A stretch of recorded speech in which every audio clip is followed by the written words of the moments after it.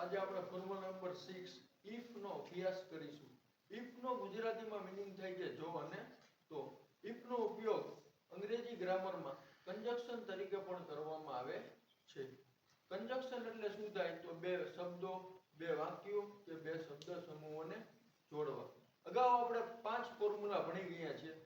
તેનો ઉપયોગ કરીને આપણે ઇફ દ્વારા વાક્ય બનાવતા શીખીશું અને તેનો ઉપયોગ કરીને કેવી રીતે આપણે બે વાક્યોને ઇફ વડે જોડી શકીએ તે આપણે અભ્યાસ કરીએ. તો અહીંયા કેટલાક એક્ઝામ્પલ આપેલા છે તેનો આપણે અભ્યાસ કરીએ. એક્ઝામ્પલ નંબર 1 છે જો તમે અંગ્રેજી શીખવા માંગતા હોય તો તમારે મહેનત કરવી જોઈએ. તો અહીંયા બે ફોર્મ્યુલાને કમ્બાઈન કરી છે એટલે જોડી દીધી છે. પહેલી ફોર્મ્યુલા છે subject plus wanted to plus verb માંગતા હોય તો વાળી અને બીજી ફોર્મ્યુલા છે કરતા એક ક્રિયા કરવી જોઈએ. તો આનો આપણે અંગ્રેજી કરીએ. જો તમે અંગ્રેજી શીખવા માંગતા હોય તો એનું અંગ્રેજી થાય if. તમે એટલે you, માંગતા હોય તો wanted to. અંગ્રેજી શીખવા તો learn English. If you wanted to learn English, તમારે મહેનત કરવી જોઈએ. તમારે એટલે you, મહેનત એટલે હાર્ડ વર્ક અને જોઈએ એટલે should. તો તમારે મહેનત કરવી જોઈએ. You should hard work. You should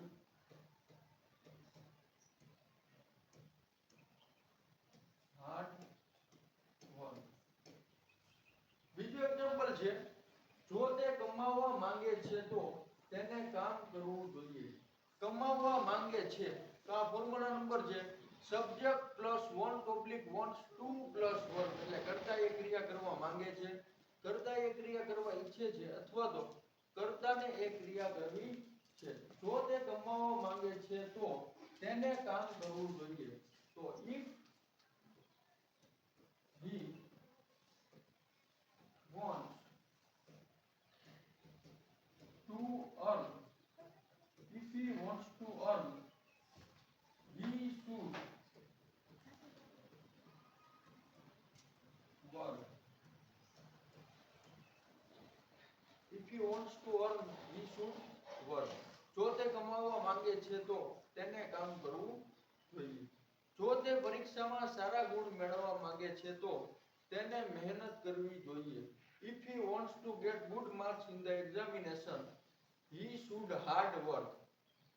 ત્રીજો એક્ઝામ્પલ છે જો તે પરીક્ષામાં સારા ગુણ મેળવવા માંગે છે તો તેને વાંચવું જોઈએ. જો એટલે થાય if he wants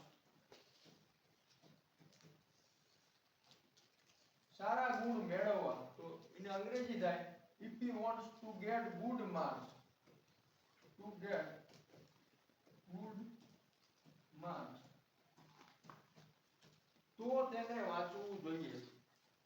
if એટલે થાય જો અને તો. તો if he wants to get good marks, he wants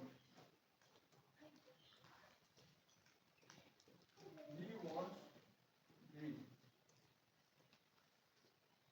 તો આવી રીતે આ if વાળી ફોર્મ્યુલાનો ઉપયોગ કરવામાં આવે છે.